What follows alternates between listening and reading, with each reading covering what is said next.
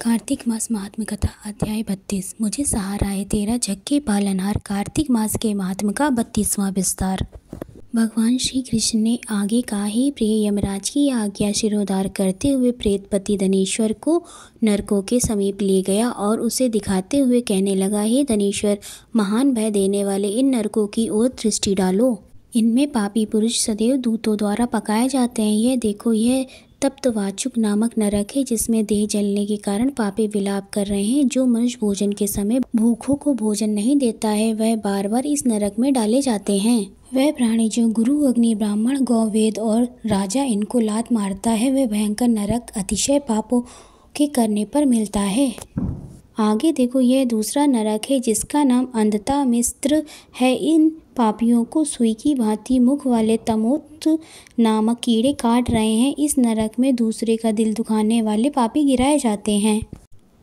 यह तीसरा नरक है, जिसका नाम त्रकेय है। इस नरक में पापियों को आरे से चीरा जाता है। यह नरक भी असी मंत्र, वर्ण आदि भेदों से 6 प्रकार का होता है, जिसमें स्त्री तथा पुत्रों के वियोग कराने वाले मनुष्यों को कढ़ाई में पकाया जाता है।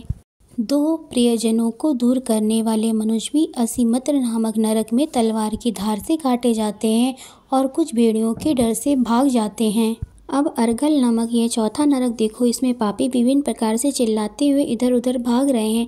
यह नरक भी वध आदि भेदों से 6 प्रकार का है। अब तुम यह 5वां नरक देखो, जिसका नाम कूटसालमली है। इसमें अंगारों की तरह कस देने वाले बड़े बड़े कांटे लगे हैं। यह नरक भी यातना आदि भेदों से 6 प्रकार का है। इस नरक में पर स्त्री गमन करने वाले मनुष्य डाले जाते हैं। अब तुम यह 6ठा नरक देखो, उल्वल नामक नरक में सिर नीचे करके पापियों को लटकाया जाता है।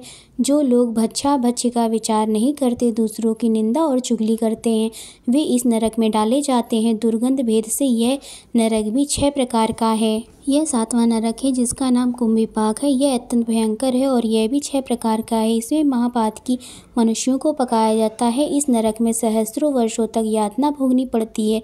यही रौरव नरक है। जो पाप इच्छा रहित किए जाते हैं वे सूखे, और जो पाप इच्छा पूर्वक किए जाते हैं वे पाप आर्द्र कहलाते हैं।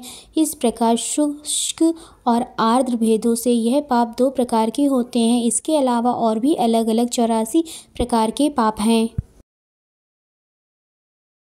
अपग्रेण, पाडाकतेय, मालिनीकरण, जाति भ्रंशकरण, उपाय, अतिपाप, महापाप, ये 7 प्रकार के पातक हैं। जो मनुष्य जैसा कर्म करता है, उसे इन 7 नरकों में उसके पाप कर्मों के अनुसार पकाया जाता है। चूँकि तुम्हें कार्तिक व्रत करने वाले प्रभु भक्तों का संसर्ग प्राप्त हुआ था, उससे पुण्य की वृद्धि हो जाने के कारण ये सभी नरक तुम्हारे लिए निश्चय ही नष्ट हो गए हैं। इस प्रकार धनेश्वर को नरकों का दर्शन कराकर प्रेतराज उसे यक्षलोक में ले गए। वहां जाकर उसे वहां का राजा बना दिया।